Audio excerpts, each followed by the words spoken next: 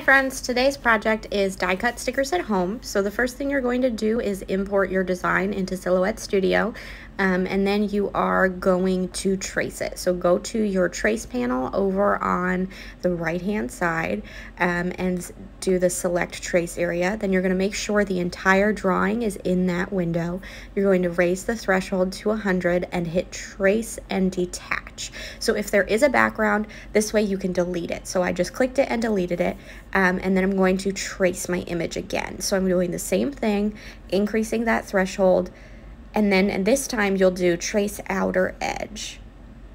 So what this does is it makes it so that outline is just around your image, and then you can go to offset, hit the offset, that little star. I use 0.125, and then you're going to delete that first cut line. So you can just click on it and delete it, and then group your cut line and the image, and then you can resize it to whatever size that you want to print. So you can see that my canvas is already set up to my 8.5 by 11 for my printable vinyl, and then I'm going to turn on the registration marks, and here I'm just showing you where you can do that 8.5 by 11 letter paper. And then with the registration marks, that shows you where you can put your design for it to print and cut. So the registration marks help your machine to know where the image is so that it cuts correctly. So from here, what I'm going to do is duplicate my design. I always try to fill the entire paper just so that I don't waste any of my printable vinyl. So for this one, I'm going to be doing 3 separate designs. A teddy bear, it's a dog, and a bunny rabbit. These are part of my new sticker collection that will be launching with my new website. And so you'll just see I'm rearranging those here and making sure that the layout is how I want it to fit all of them on this one sheet.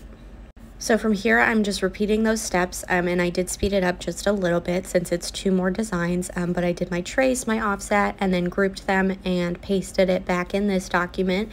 And then I'm just gonna copy and paste that bunny 3 times, do the same thing for the dog, and then I will have my sheet ready to go. Sometimes it takes a little while to play with arranging them just to make sure that everything fits and that nothing is going over those registration lines.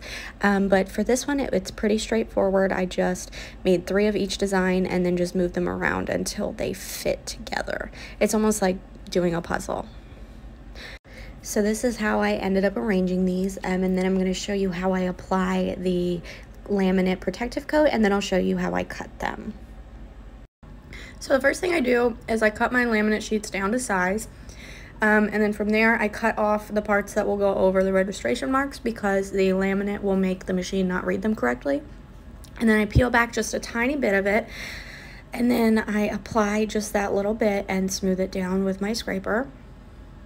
And then from there, I lift the protective sheet a little bit at a time and apply the laminate, scraping it the whole way, all the way down to avoid any bubbles. And you have to go a little slow with it just to make sure that it doesn't cause bubbles or wrinkles or anything like that. And then I just go over the whole thing with my scraper, make sure it's nice and flat, put it on my cutting mat, and load it into my machine.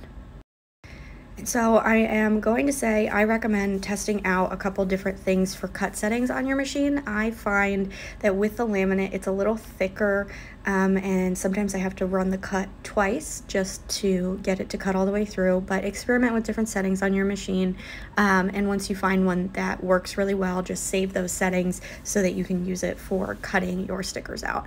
But here you can see it's just going around and cutting out. There's a little tiny cut line around each one of these stickers, and then once it's done, you just lift up the excess, and the stickers themselves will stick to the mat, and then you can remove the stickers from the mat, and this is what they look like. So here is this little puppy, I call him Lucky, and then my bunny rabbit, the name for this one is Bonnie.